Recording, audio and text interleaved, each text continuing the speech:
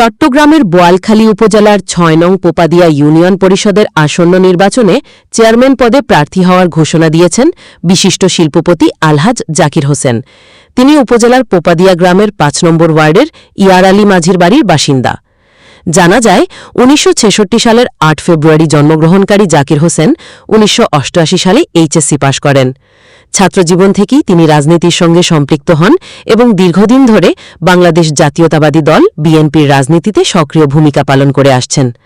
তার রাজনৈতিক ক্যারিয়ারে তিনি বিভিন্ন গুরুত্বপূর্ণ দায়িত্ব পালন করেছেন।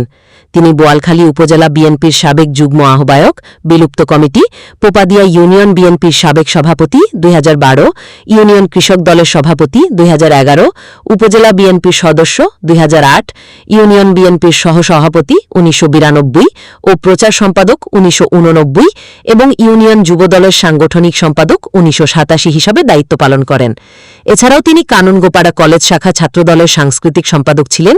তার বিরুদ্ধে মোট ৩টি মামলা রয়েছে। এর মধ্যে একটি মামলায় ১৯৮৮ সালে বিশেষ ক্ষমতা আইনে কারাবরণ করেন বলে জানা গেছে। পেশাগতভাবে তিনি বিকে গ্রুপের চেয়ারম্যান এবং বোয়ালখালীর কানুনগোপাড়ায় অবস্থিত ব্যাংক এশিয়ার এজেন্ট শাখার মালিক।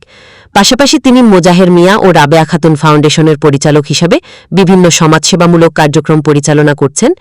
এই ফাউন্ডেশনের মাধ্যমে প্রতি বছর গরিব ও অসহায় মানুষের মাঝে সহায়তা প্রদান করা হয়। রাজনৈতিক কর্মকাণ্ডের পাশাপাশি সামাজিক দায়িত্ব পালনে তিনি নিয়মিত মসজিদ, মাদ্রাসা, স্কুল, হেফজখানা, এতিমখানা ও বিভিন্ন পূজা মণ্ডপে অনুদান দিয়ে আসছেন। এছাড়াও প্রবাস জীবনেও তিনি সৌদি আরবের জেদ্দা ফাজিরিয়া শাখা বিএনপির সভাপতি ২০০২ হিসাবে দায়িত্ব পালন করেছেন। চেয়ারম্যান পদে প্রার্থী হওয়ার বিষয়ে আলহাজ জাকির হোসেন বলেন, দল আমাকে মনোনয়ন দিলে জনগণের সেবা ও এলাকার উন্নয়নে সর্বোচ্চ কাজ করার চেষ্টা করব।